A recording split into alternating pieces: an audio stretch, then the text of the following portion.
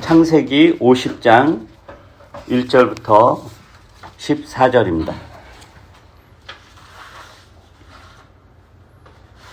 네, 제가 읽겠습니다. 창세기 50장 1절부터 14절. 요셉이 아버지 얼굴에 엎드려서 울며 입을 맞추고 휴이들을 시켜서 아버지 이스라엘의 시신에 방부제 향 재료를 넣게 하였다. 휴이들이 방부제 향 재료를 넣는데 꼬박 40일이 걸렸다. 시신이 썩지 않도록 향 재료를 넣는 데는 이만큼 시간이 걸린다. 그리고 이집트 사람들이 그의 죽음을 애도하며 70일을 곡하였다. 곡하는 기간이 지나니 요셉이 바로의 궁에 알렸다. 그대들이 나를 너그럽게 본다면 나를 대신하여 바로께 말씀을 전해 주시오. 우리 아버지가 운명하시면서 내가 죽거든 내가 가나안 땅에다가 준비하여 둔 묘실이 있으니 거기에 나를 묻어라 하시고 우리 아버지가 나에게 맹세하라고 하셔서 내가 그렇게 하겠다고 맹세하였소. 내가 올라가서 아버지를 장사 지내고 올 수 있도록 허락을 받아주시오. 요셉이 이렇게 간청하니 고인이 맹세시킨 대로 올라가서 선친을 장사 지내도록 하라는 바로의 허락이 내렸다. 요셉이 자기 아버지를 묻으러 올라갈 때 바로의 모든 신하와 그 궁에 있는 원로들과 이집트 온 나라에 있는 모든 원로와 요셉의 온 집안과 그 형제들과 아버지 집안 사람이 그들에게 딸린 어린 아이들과 양떼와 소떼는 고센 땅에 남겨둔 채로 요셉과 함께 올라가고 거기에다 병과 기병까지 요셉을 호위하며 올라가니 그 굉장한 상여 행렬이 볼만하였다. 그들은 요단강 동쪽 아닷 타작 마당에 이르러서 크게 애통하며 호곡하였다. 요셉은 아버지를 생각하며 거기에서 이랫동안 애곡하였다. 그들이 타작 마당에서 그렇게 애곡하는 것을 보고 그 지방에 사는 가나안 사람들은 이집트 사람들이 이렇게 크게 애곡하고 있구나 하면서 그곳 이름을 아벨 미스라임이라고 하였으니 그곳은 요단강 동쪽이다. 야곱의 아들들은 아버지가 명령한 대로 하였다. 아들들이 아버지의 시신을 가나안 땅으로 모셔다가 마므레아 막벨라 밭에 있는 굴에 장사하였다. 그 굴과 거기에 딸린 밭은 아브라함이 묘자리로 쓰려고 햇사람 에브론에게서 사둔 곳이다. 요셉은 아버지의 장례를 치르고 난 다음에 그의 아버지를 장사 지내려고 그와 함께 갔던 형제들과 다른 모든 사람들을 데리고 이집트로 돌아왔다. 야곱이 이렇게 죽습니다. 그리고 요셉이 야곱의 죽음의 마지막 그 모습에 함께하죠. 1절에 보면은 요셉이 아버지의 얼굴에 엎드려서 울며 입을 맞추었다 라고 합니다. 아버지 야곱에 대한 요셉의 작별 인사입니다. 이 고별 장면은 그 창세기 46장에 보면 하나님께서 야곱에게 말씀을 하시는데 예언을 하시는데 그 예언의 성취입니다. 창세기 46장 한번 볼까요? 창세기 46장 3절 4절입니다. 여러분이 한번 찾아서 읽어보시기 바랍니다. 창세기 46장 3절 4절 시작. 하나님이 말씀하셨다. 나 하나님 곧 너희 아버지의 하나님이다. 이집트로 내려가는 것을 두려워하지 말아라. 내가 거기에서 너를 큰 민족이 되게 하고 나도 너와 함께 이집트로 내려갔다가 내가 반드시 너를 거기에서 데리고 나오겠다. 요셉이 너희 눈을 직접 감길 것이다. 네. 가나안 땅에 이제 큰 기근이 들었습니다. 먹고 살기 위해서는 이집트로 내려가야 하는데 야곱은 두렵습니다. 가나안에 계속 있자니 굶어 죽을 거고 가족들이 다 몰살당할 것 같고 또 이집트로 내려가자니 거기에서 어떻게 안전을 도모할 수 있을까 이런 염려가 있었을 것입니다. 그리고 좀 더 나아가서 야곱은 이집트로 내려가야 되는 이 상황에서 하나님께서 할아버지 아브라함과 아버지 이삭에게 하셨던 가나안에서의 생육과 번성은 물거품이 되는가? 내가 그것을 이루어야 되는데 이제 그게 물거품이 되는 것은 아닌가? 하나님이 나에게 한 생육과 번성의 약속은 무효가 되는 것은 아닌가? 또 우리가 이집트라는 거대 국가에서 하나님 백성으로 살아갈 수 있을 것인가에 대한 두려움이 있었던 것 같습니다. 그래서 그러한 두려움에 사로잡힌 야곱에게 하나님 뭐라고 하시냐면은 두려워하지 말라라고 합니다. 하나님이 두려워하지 말라라고 한다는 것은 이미 야곱이 두려워하고 있다라는 거죠. 두려워하고 있는 야곱에게 두려워하지 말라라고 하십니다. 그래서 어떻게 약속하시냐면은 이집트에 너 혼자 내가 보내지 않는다. 네가 이집트에 내려갈 때 나도 함께 갈 것이고 또 내가 너의 후손들 큰 민족을 이루어서 데리고 나올 것이다 라고 하십니다. 그러면서 하는 말씀이 뭐였냐면은 46장 4절에 하반절에 보면은 요셉이 너의 눈을 직접 감길 것이다 라고 합니다. 그러니까 이 말은 요셉이 야곱의 죽음에 마지막에 함께 할 거고 그 죽음을 마무리할 거다 라는 의미잖아요. 그리고 이 말이 약간 애매하기도 한데 우리가 이제 창세기를 다 읽고 나서는 딱 그런 걸 야곱이 가나안에서 죽는 것이 아니라 이집트에서 죽는구나 라는 거는 우리가 이제 직관적으로 알 수 있죠. 근데 그 앞구절에 뭐라고 되어 있냐면은 하나님이 그러니까 이집트에 내려가는 것을 두려워하는 야곱에게 하나님이 내가 반드시 너를 거기에서 데리고 나오겠다라고 하세요. 그리고 나서 요셉이 너의 눈을 감길 것이다 라고 한단 말이에요.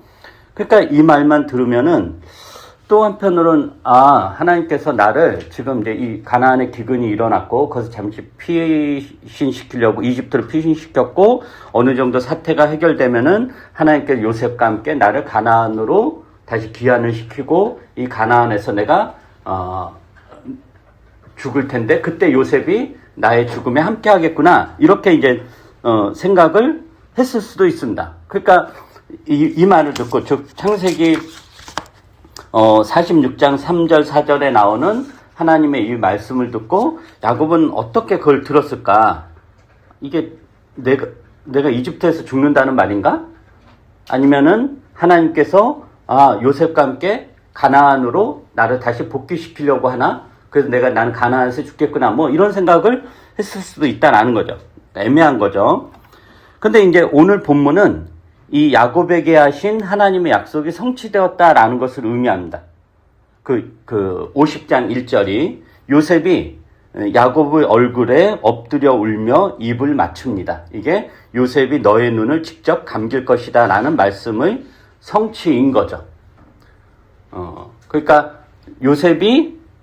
야곱은 결국 그가 그토록 원했던 가나안에서 죽는 것이 아니라 이집트에서 죽습니다. 그리고 그 죽음을 요셉이 마지막을 함께하죠. 근데 이 야곱의 죽음을 보면은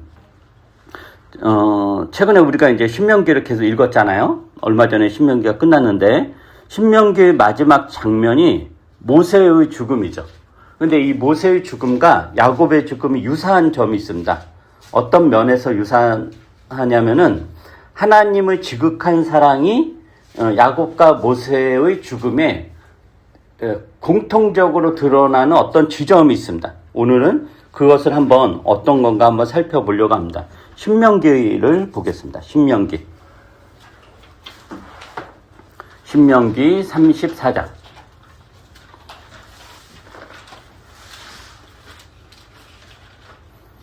신명기 34장 1절에서 12절입니다. 날이 더워서 기운이 없으시죠? 기운을 내시고. 신명기 34장 1절에서 12절. 제가 한번 읽어보겠습니다. 모세가 모압 평원 여리고 맞은쪽에 있는 누브산의 비스가 봉우리에 오르니 주님께서는 그에게 단까지 이르는 길르앗 지방 온 땅을 보여주셨다. 또 온 납달리와 에브라임과 므낫세의 땅과 서해까지 온 유다 땅과 네겝과 종려나무의 성읍 여리고 골짜기에서 소알까지 평지를 보여주셨다. 그리고 주님께서 그에게 말씀하셨다. 이것은 내가 아브라함과 이삭과 야곱에게 맹세하여 그들의 자손에게 주겠다고 약속한 땅이다. 내가 너에게 이 땅을 보여주긴 하지만 네가 그리로 들어가지는 못한다. 주님의 종 모세는 주님의 말씀대로 모압 땅에서 죽어서 모압 땅 벳볼 맞은쪽에 있는 골짜기에 묻혔는데 오늘날까지 그 무덤이 어디에 있는지를 아는 사람은 아무도 없다. 모세가 죽을 때 나이가 120살이었으나 그의 눈은 빛을 잃지 않았고 기력은 정정하였다. 이스라엘 백성은 모압 평원에서 모세의 죽음을 애도하는 기간이 끝날 때까지 모세를 생각하며 30일 동안 애곡하였다. 모세가 눈의 아들 여호수아에게 안수하였으므로 여호수아에게 지혜의 영이 넘쳤다. 이스라엘 자손은 주님께서 모세에게 명하신 대로 여호수아의 말을 잘 듣고 그를 따랐다. 그 뒤에 이스라엘에는 모세와 같은 예언자가 다시는 나지 않았다. 주님께서는 얼굴과 얼굴을 마주대고 모세와 말씀하셨다. 주님께서는 그를 이집트의 바로와 그의 모든 신하와 그의 온 땅에 보내셔서 놀라운 기적과 기이한 일을 보게 하셨다. 온 이스라엘 백성이 보는 앞에서 모세가 한 것처럼 큰 권능을 보이면서 놀라운 일을 한 사람은 다시 없다. 자, 여기서 보면은 하나님과 모세의 관계를 어떻게 이야기하죠? 하나님과 모세의 관계. 그 10절 하반절에 보면은 주님께서는 얼굴과 얼굴을 마주대고 모세와 말씀하셨다라고 그래요. 원래 그 하나님의 그 구약에서는 하나님의 얼굴을 보면은 그게 너무도 영광스러워서 그 얼굴을 본 자는 다 죽거든요. 그래서 이제 제사를 드릴 때 지성소에 들어가서 하나님 만날 때도 제사장이 굉장히 조심스럽게 이렇게 들어가기도 하고 죽는단 말이에요. 그런데 지금 모세는 뭐냐? 하나님과 어떤 관계였냐? 얼굴과 얼굴을 마주대고 이렇게 말씀하셨다라고 하고, 또 모세와 같은 예언자는 모세 이후에 다시는 나타나지 않았고 모세가 한 것처럼 하나님의 권능을 보이면서 놀라운 일을 한 사람도 없었다라고 합니다. 그러니까 모세가 유일하다라는 거죠. 그러니까 하나님과 모세는 친구와도 같았습니다. 하나님이 얼마나 모세를 극진하게 사랑했는지, 극진하게 아꼈는지, 또 모세를 얼마나 신뢰했는지, 또 모세 또한 하나님에 대해서 그리하였는지를 보여주는 표현이 바로 얼굴과 얼굴을 마주대고 말씀하셨다라는 겁니다. 굉장히 각별했다라는 거죠. 근데 이 정도로 각별한 사이면 우리가 예상하는 거는 뭐냐? 이 정도 각별하면 어떻게 해요? 모세가 원하는 것은 하나님이 다 들어주어야 되잖아요. 그죠? 모세는 어떤 사람이었냐면은, 이집트에서 40년을 왕자로 이렇게 이제 살았습니다. 원래는 히브리 사람이었는데, 히브리 아이들 다 죽이라는 명령에 따라서 애들이 다 죽을 수밖에 없었는데, 이제 모세 어린 나이 모세는 이제 살고, 이집트 궁전의 양자로 이렇게 들어가죠. 그래서 자기가 이제 40년 동안 이집트 왕자로 살다가 길에서 이제 자기 동료, 히브리 민족이 이제 고통당하는 모습을 보고 자기가 구하려고 뛰어들었다가 오히려 큰 낭패를 당합니다.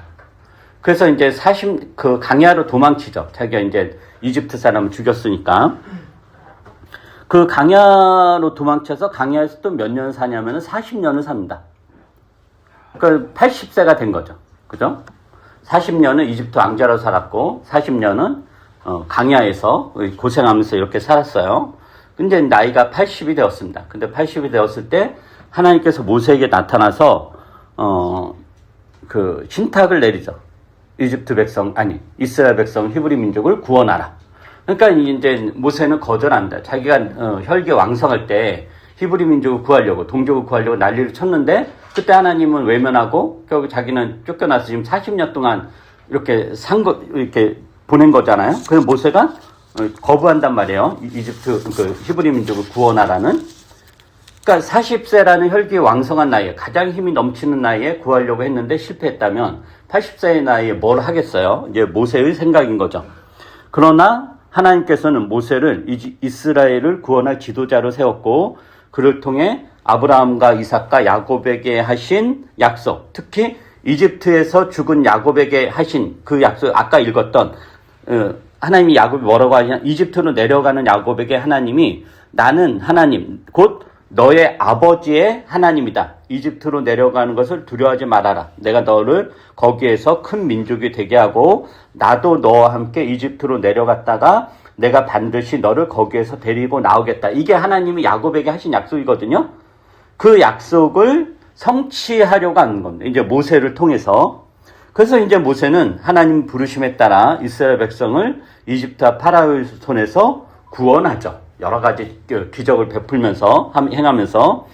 그래서 이제 가나안으로 가려고 나오는데 이스라엘 백성들이 하나님께 불평불만 터뜨리고 차라리 우리가 노예 시절이 더 낫다라고 이제 하나님의 은혜를 잊고 막 불평불만을 터뜨려요.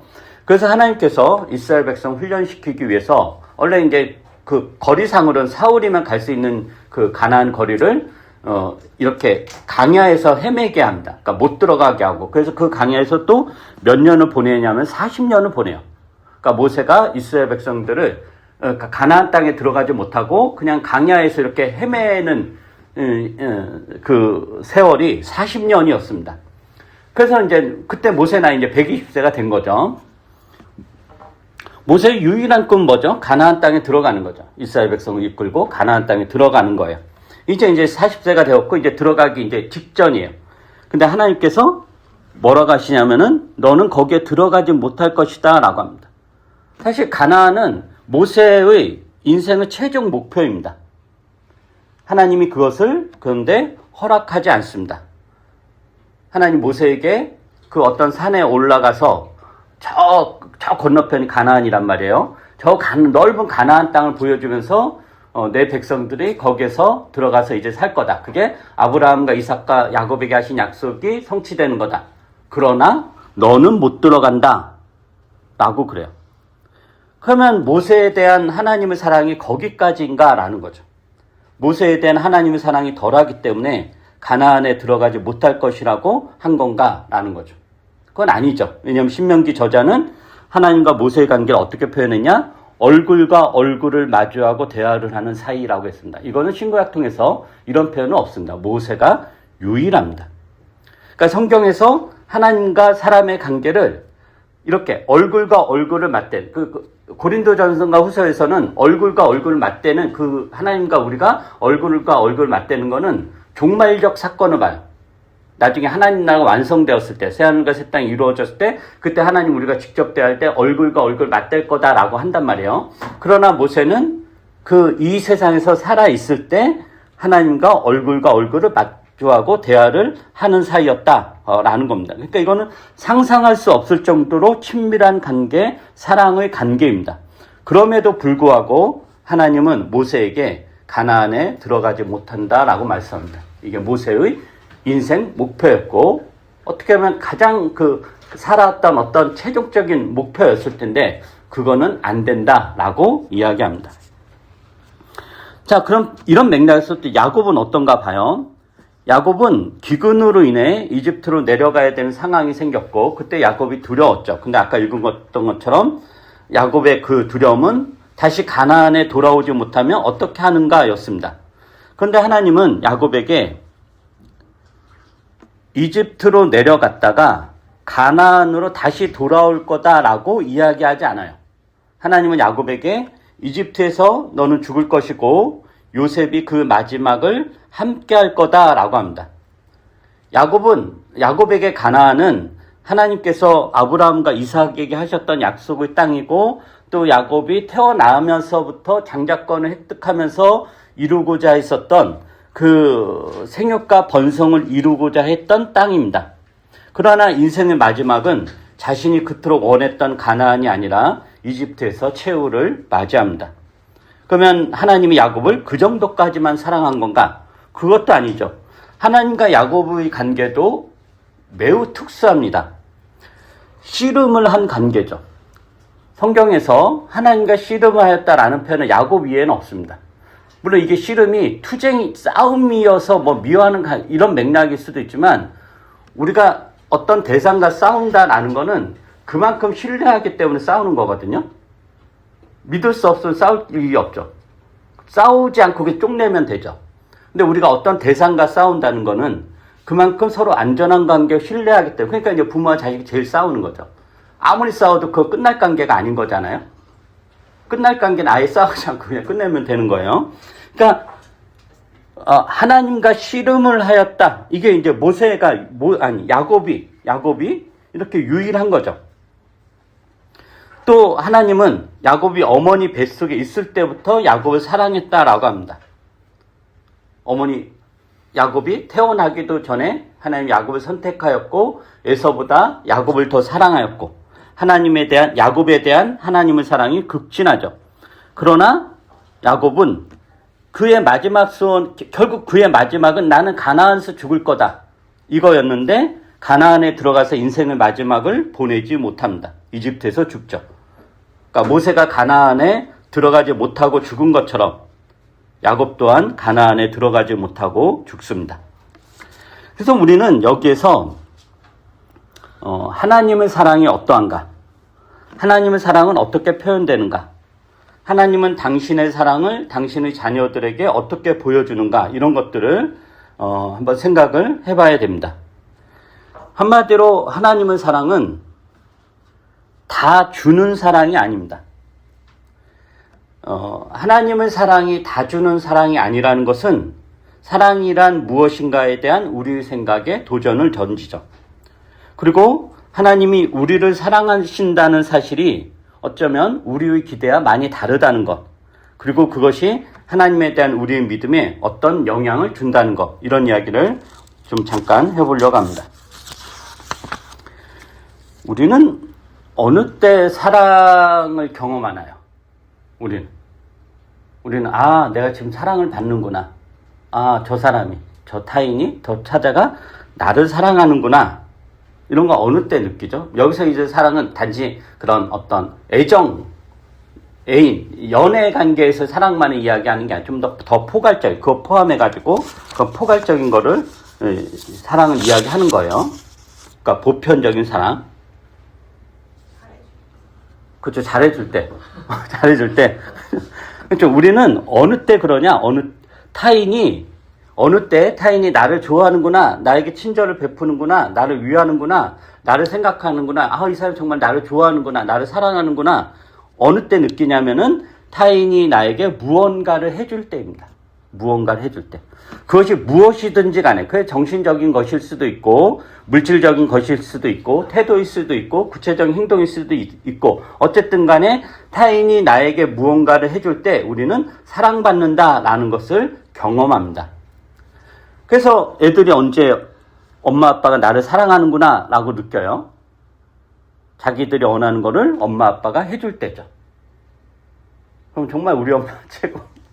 엄마가 정말 나를 사랑하는구나 이런단 말이에요. 근데 원하는 것을 해주지 않으면 그 사랑을 의심하죠. 난 주워온 자식인가? 드디어 우리 엄마가 나를 미워하기 시작하는구나 이런단 말이에요. 그러다가 또 선물을 한 보따리 주면은 엄마 아빠 최고하면서 엄마 나 너무 사랑해 막 이렇게 남발을 이렇게 하죠. 이거를 하나님과의 관계로 이제 생각을 해보죠. 우리는 어느 때 하나님의 사랑을 경험하고 느끼는가 라는 거죠. 하나님이 나를 많이 사랑하시는구나 라고 언제 느끼냐? 하나님이 우리가 요구하는 것을 들어주실 때입니다. 그리고 무엇이든지 간에 우리가 기도할 때 그것을 하나님이 들어주면 응답해주고 이루어줄 때 정말 하나님 나를 엄청 사랑하는구나, 나를 정말 특별하게 사랑하는구나 라고 느낀단 말이죠. 그리고 실제로도 하나님의 사랑은 우리에게 주는 사랑입니다. 하나님의 사랑은 부어주시는 사랑이죠. 하나님은 우리의 것을 빼앗는 분이 아닙니다. 우리의 것을 착취하는 분이 아니에요. 우리를 이렇게 우리의 어떤 노동력을 통해서 당신의 어떤 영광을 얻는 분이 아닙니다. 오히려 하나님 우리에게 모든 것을 내어주시는 분이에요. 그 로마서에서는 하나님의 사랑을 이렇게 웅변적으로 선언하는데 로마서 8장 한번 볼까요? 로마서 8장 31절에서 39절입니다. 하나님의 사랑이 얼마나 부어주시는 사랑인가, 얼마나 우리에게 주시는 사랑인가에 대한 거예요. 이거는 여러분이 한번 읽어보시기 바랍니다. 8장 31절부터 39절입니다. 시작. 그렇다면 이런 일을 두고 우리가 무엇이라고 말할 수 있겠습니까? 하나님이 우리 편이시면 누가 우리를 대적하겠습니까?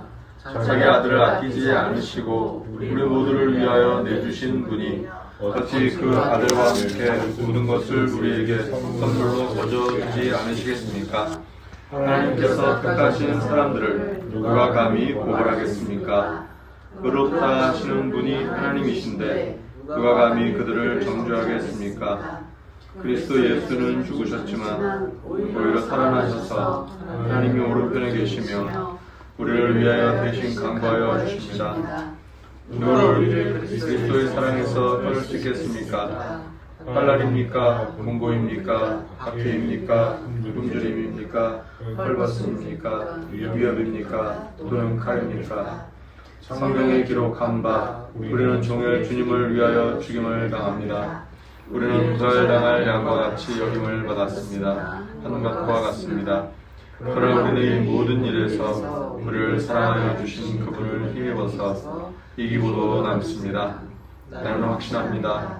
죽음도 삶도 천사들도 권세자들도 현재의 일도 장래의 일도 능력도 높음도 깊음도 그 밖에 어떤 피조물도 우리를 주 예수 그리스도 안에 있는 하나님의 사랑에서 끊을 수 없습니다. 네. 하나님의 사랑은 우리에게 주는 사랑이죠. 무엇까지? 자기의 아들을 아끼지 않으시고 우리 모두를 위하여 내어주신 분입니다. 그리고 사도 바울은 뭐라고 하냐? 그렇게 자기 아들을 아끼지 않으시고 우리 모두를 위하여 내어주신 분이 어찌 그 아들과 함께 모든 것을 우리에게 선물로 거저주지 않으시겠는가? 그래서 하나님의 사랑 어떤 사랑이냐? 주시는 사랑이다. 부어주시는 사랑이다. 다 주는 사랑이다 라고 이야기합니다. 우리가 그 사랑을 받고 있는 거죠. 근데 여기서 이제 더 나아가 생각해야 될 건 뭐냐? 왜 하나님께서 우리에게 모든 것을 내어주시면서 사랑을 하는가? 라는 거예요.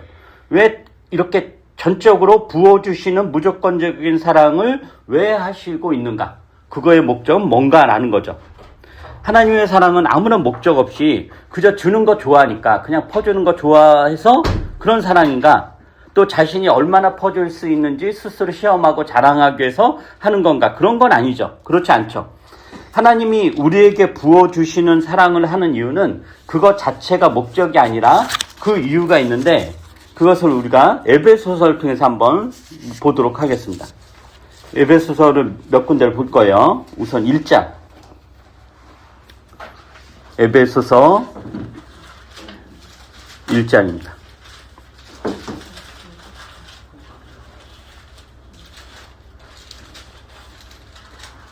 제가 읽어보죠. 에베소서 1장 3절부터 5절입니다. 에베소 1장 3절부터 5절.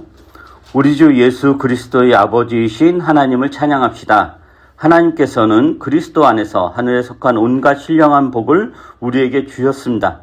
하나님은 우리에게 주시는 분이죠. 하나님의 사랑이 신령한 복을, 온갖 신령한 복을.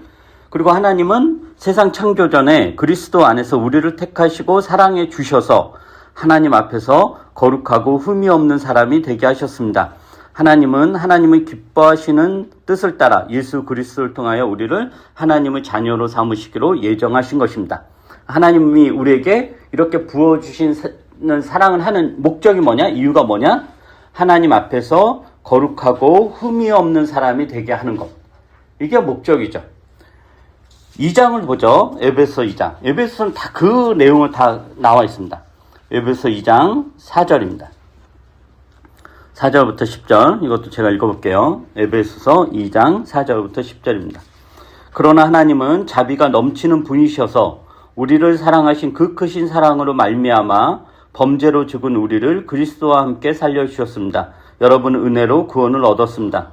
하나님께서 그리스도 예수 안에서 우리를 그분과 함께 살리시고 하늘에 함께 앉게 하셨습니다. 그것은 하나님께서 그리스도 예수 안에서 우리에게 자비로 베풀어 주신 그 은혜가 얼마나 풍성한지를 장차올 모든 세대에게 드러내 보이시기 위함입니다. 여러분은 믿음을 통하여 은혜로 구원을 얻었습니다. 이것은 여러분에게서 난 것이 아니요 하나님의 선물입니다. 행위에서 난 것이 아닙니다. 그러므로 아무도 자랑할 수 없습니다. 우리는 하나님의 작품입니다. 선한 일을 하게 하시려고 하나님께서 그리스도 예수 안에서 우리를 만드셨습니다. 하나님께서 이렇게 미리 준비하신 것은 우리가 선한 일을 하며 살아가게 하시려는 것입니다. 여기서는 뭐죠? 하나님의 부어주신 사랑의 목적이 뭐냐? 선한 일을 하게 하려고 우리가 그리스도 예수 안에서 선한 일을 하며 살아가게 하려는 것. 이러기 위해서 우리에게 사랑을 부어주셨다, 사랑하셨다 라는 거예요. 자, 3장을 보죠. 에베소 3장. 에베소 3장 16절부터 19절. 이건 여러분이 한번 읽어보세요. 16절부터 19절 시작. 네, 맞습니다. 16절. 3장 16절 시작.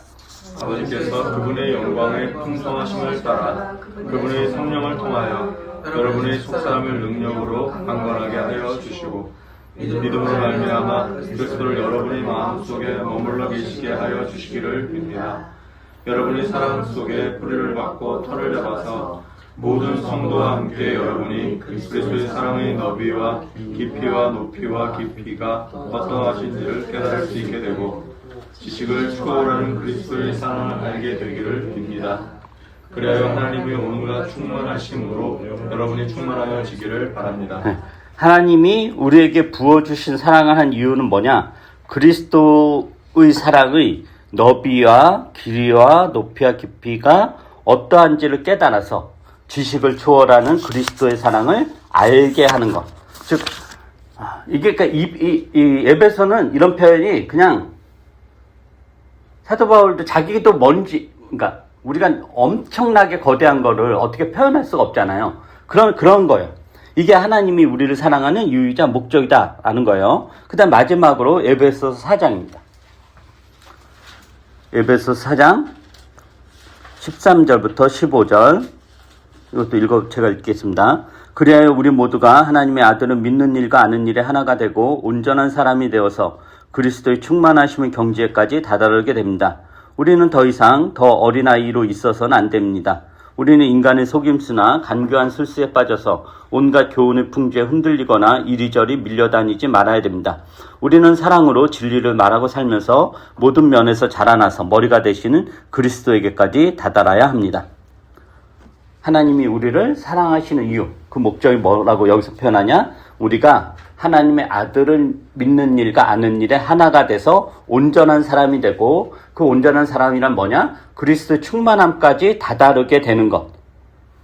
그리고 그렇게 하기 위해서는 세상의 속임수라든가 간교한 술수에 넘어가지 말고 세상의 교훈의 풍조에 휘말리지 말아야 되는 것. 그래서 하나님의 사랑 안에 거하면서 그리스도에게까지 자라는 것, 즉 그리스도의 수준까지 자라는 게 하나님이 우리를 사랑하는 목표인 거죠. 그래서 이제 결론으로 가면은, 그래서 하나님의 사랑은 부어주시는 사랑이고 다 주는 사랑이지만 이 목적을 위해서 우리의 요구를 다 들어주지 않으시는 사랑입니다.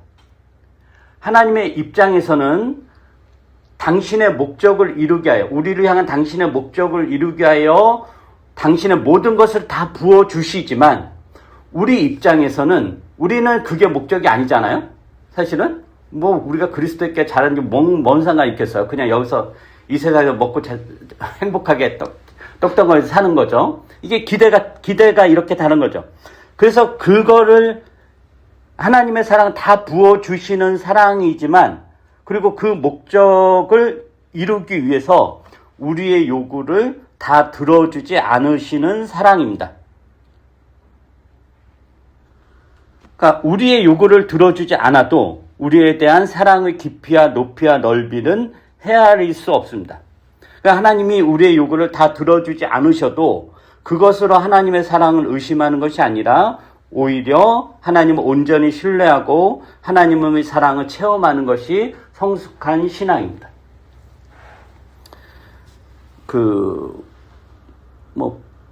부모와 자식이 서로 사랑하잖아요. 사랑의 관계잖아요. 그 사랑의 완성은 뭔지 아세요? 제가 보기엔 더 주지 않아도 깊어지는 사랑입니다.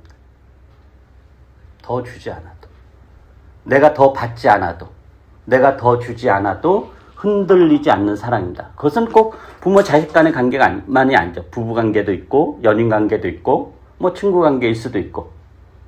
우리는 왜 주냐? 흔들리기 때문인 거죠. 흔들리기 때문에. 그 흔들리는 거를 흔들리지 않게 하려고 해서 주는 걸로 이제 못을 박는단 말이에요.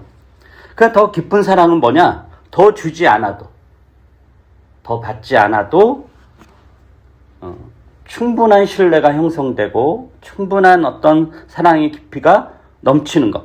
이게 사랑의 완성입니다. 야곱과 모세의 죽음이 가르쳐 주는 것이 그것입니다. 하나님은 야곱의 마지막 소원이었던 가나안에서 죽는 것을 허락하지 않으십니다. 또 가나안에 들어가서 인생의 마지막 업무를 마칠 그게 소원이었을 모세의 기대를 채워주지 않습니다. 야곱은 이집트에서 죽고 모세는 광야에서 죽습니다. 그럼에도 불구하고 하나님과 야곱의 사랑, 하나님과 모세의 사랑은 흔들리지 않습니다. 그 어떤 신자들보다, 그 어떤 믿음의 사람들보다 더 깊고 넓고 오묘합니다. 야곱만큼, 모세만큼 하나님의 사랑을 듬뿍 받은 하나님과 깊은 사귐을 가진 사람들은 없었습니다. 그러니까 수준 높은 사랑의 관계는 뭐냐? 들어주지 않아도, 내 요구가 간철되지 않아도 사랑이 확인되는 관계입니다. 하나님과 여러분의 관계를 이런 맥락에서 다시 돌아보십시오. 우리를 위하여 모든 것을 내어주신 하나님이 또한 우리를 위하여 우리의 요구들을 들어주지 않으실 수 있다는 것, 오히려 그것으로 우리는 사랑을 배울 수 있다는 것, 이 영광스럽고 복된 진리를 여러분들이 깨달아서 여러분의 삶에 어떤 유의미한 실천들이 있기를 바랍니다. 기도하겠습니다. 거룩하신 우리 주 하나님, 주님은 우리를 위하여 당신 아들을 죽음에 던지기까지 사랑하셨습니다. 모든 것을 다 주셨습니다. 우리 위하여 이 천지를 만드셨고 이 모든 세계를, 우주를 동원하여 우리를 돌보고 계십니다. 하나님의 사랑은 끝이 없고 다음이 없습니다. 그러나 우리는 여전히 하나님과의 관계에서 우리의 욕구와 우리의 어떤 욕망을 이루는 것으로, 그것을 채워주는 것으로 계속 하나님의 사랑을 시험하고 의심하고 있습니다. 우리의 무지함을 용서해 주시고 우리가 더 이상 어린아이 수준에서 벗어나서 좀 더 성숙한 어른의 신앙으로서 주님을 따르며 주의 뜻을 실천하며 주님과 더불어 사랑의 깊은 관계를 누릴 수 있도록 은혜를 베풀어 주시옵소서. 그래서 주님이 주지 않아도, 주님이 우리의 기도를 들어주지 않아도, 우리의 욕구를 채워주지 않아도 주님에 대한 사랑이 변치 않고 주님에 대한 신뢰가 흔들리지 않고 오히려 더 깊어지는 그런 관계가 될 수 있도록 은혜를 베풀어 주시옵소서. 감사드리며 예수님 이름으로 기도합니다. 아멘.